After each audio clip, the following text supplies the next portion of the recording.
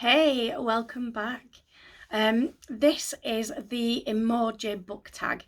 I came up with this idea whilst I was getting ready before I filmed this video. I was just like, I know what I'll do. I'll do an Emoji Book Tag video. And then I went on YouTube and had a look around, and it turns out that I'm not as genius as I thought I was, because this or something very similar was done about 6 years ago. It was doing the rounds. However, I have done my own version, so I am going to say that I am the original creator of this tag. So yeah, let's crack on. So the Emoji Book Tag is about certain emojis and then the books you would link to those emojis. So the first one is the love heart. Okay, you can probably all guess this is going to be a book that you love. Now, I could very easily have told you about several of the books I've got on the very top shelf up here that I love and I've talked about before. But I thought that I'd go a little different and talk to you about a book that I have mentioned in a wrap-up video that I absolutely love, but that just doesn't seem to be talked about enough. And I've gone with Fighting Words by Kimberly, Brubeck, Bradley. This is a middle grade book, but it deals with some really, really heavy topics, and I mean really heavy. However, I thought it was written so well and so clearly that it was definitely suitable for middle grade. Now, we have got 10-year-old Della and her sister Suki, who is, I think she's 16, 17. And their mum goes to prison. They end up in foster care. The foster care is just not amazing, but I think that that is probably quite realistic of the situations that some children find themselves in. You know, they don't kind of get rescued and then it's a fairy tale life afterwards. And especially not for these two girls who are struggling to come to terms with a lot of the abuse that they've suffered from their mum and from mum's boyfriends, whatever, in the past.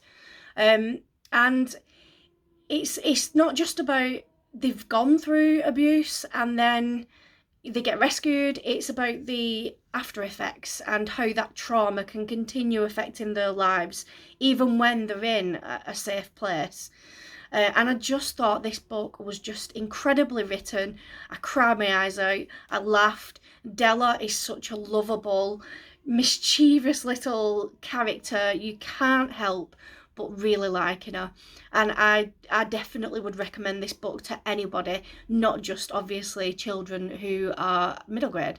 Then we've got the heart eyes emoji. I am going to say that this is a character that you love. And for that, I am going with Offred from The Handmaid's Tale. So The Handmaid's Tale, if you haven't heard of it, well, if you haven't heard of it, you've probably been living under a rock because it's everywhere. Even Netflix had it. But it's a dystopian set in a time when infertility is an issue and these handmaids are forced to breed, basically, to then hand over those children to the people that own them.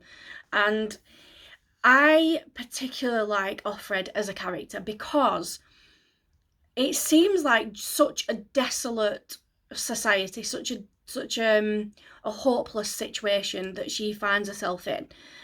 So basically, Offred is kidnapped and her child is taken off her and she's forced into this type of society from the outside life. And I just think that her resilience and her strength and her mental strength as well is just incredible. She managed to maintain like her, I don't know what you want to call it, like her desire to get out. She didn't, even though she was doing what they made her do, she wasn't just like head down, let's just get on with it and just, you know, that's life. She was always looking for ways that she could escape or fight against the system. And I just thought she had incredible reserves, especially as a mother as well, because I think if I was put in that situation, my children were taken off me, I didn't know where they'd gone, and then I was forced to breed for other people. I don't know how well I will cope with that, and that's why I totally admire Offred as a character. And then the next emoji is this massage emoji. For some reason, I decided that this would go with books or genres that relax you or like de-stress you, kind of thing. So the ones that it's basically the ones that you turn to when you just want to relax and feel happy. And I'm going to show you this book, but it's just representative of the genre. So it's The Girl with All the Gifts by M.R. Curry. And yeah, it's a zombie book. And for me, you can see here, zombie books are a big part of my life. They are the book equivalent of going home after a hard day at work for me. So if I am stressed by something, if I am just wanting to like kind of escape and switch off and things like that, zombie books for me do that. I don't know why. I don't know what it is about them. I just find that I can get lost in the story, lost in the characters and the survival and the fight that they've got to do, and it kind of just like takes me away from everything outside of my head, and just, yeah, it just relaxes me for some reason. Yes, I am a bizarre person. Next up, we've got the angry emoji. So this is a book that made you angry or that you absolutely hated. And I have got a book that did both of those for me, and it's called Group by Christy Tate. This is, I guess, like a kind of memoir of a woman who says that group therapy changed her life and saved her life, basically. But for me, I ranted and ranted about this book in my worst books of 2020 video. I'll link it here somewhere. The therapist was abusive. He completely abused his position of power and his position of trust with these people. He was giving them extremely bizarre, horrible, disgusting things to go away and do and then talk to him about afterwards. So he was like, he kind of brought everything back to sex, and he was giving people sex homework that just did not seem to be related in any way, shape or form to their illness or their treatment, as far as I could see. And then they would then have to talk about that, and it just felt very voyeuristic, like he was just getting them to talk to him about their sexual lives, and maybe he was getting some enjoyment from that. And I just didn't like it. It felt very manipulative, and he was very narcissistic. He kind of turned everything back round to himself. So if somebody felt like they were going on dates and they couldn't quite meet the man that they were interested in, he'd be like, well, that's because I in your life and you were comparing everyone to me, and it was just horrible. I really hated it. Yeah, this book really made me do the angry face several hundred times. Then is the crying emoji. So we've got a book that made you cry, and yeah, 3 Hours by Rosamund Lupton. This is a book about a school shooting. As the title suggests, the whole book takes place inside of 3 hours. It is based in the UK, so it's like something that is very, very unusual and rare to happen in the UK, and I mean extremely rare. And it's set on like a private school grounds where they've got a primary school and what seems to be a high school in the same grounds, and so the shooter ends up attacking both parts, and you've got pupils who are older who've got younger siblings, and they want to get to them to like kind of keep them safe. And it was just heartbreaking. Literally, the book starts as the shooter enters the school, so there's no like build up. It's just like boom, that's it, your heart's ripped out your chest. It was just horrific. These children hiding under desks and in cupboards, and they can hear the shooter's footsteps as he's walking towards their classroom.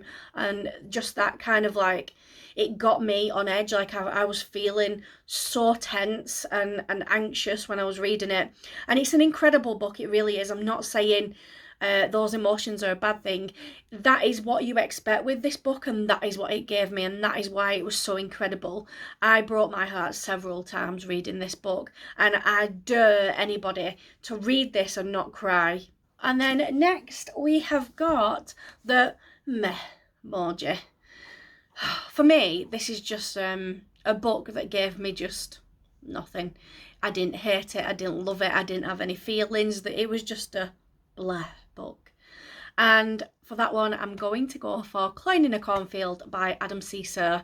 There are people out there that rave and rave about this book. They absolutely loved it. It was definitely doing the rounds in the book community when it first came out.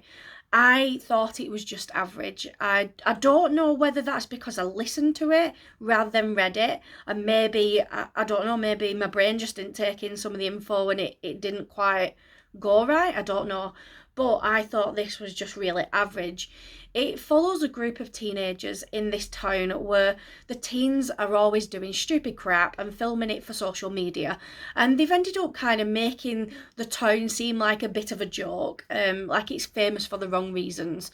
And then the adults in the town really don't like that happening. They want to get some revenge on the kids. And then there's like this prank that goes wrong, and it turns into some kind of like slasher film type, but in a book. It was just, the plan, the plot behind it, it was very odd. It didn't kind of, I understood like what had happened, it just didn't seem realistic. I don't know, and that's coming from somebody who reads about zombies, but it just didn't feel like it would ever happen. It was just very camp, very cheesy, like 90s slasher type style. I don't know why, I just didn't really like the characters, didn't really like what happened, but I didn't hate it. It was just very blur. And then we have the shit emoji, sorry, poop, if we're going to be child friendly. So basically, this is a book that you thought would be amazing, but it actually turned out shit. So a book that I guess that you was disappointed by.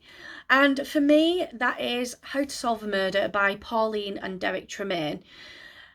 This seemed like a forensic science true crime type book where so Derek Tremaine is a forensic scientist, and to me, from the synopsis and the way the book was marketed and the title and the cover, he was going to talk you through several different forensic science techniques that help to solve murders, or at least worked on, you know, big cases.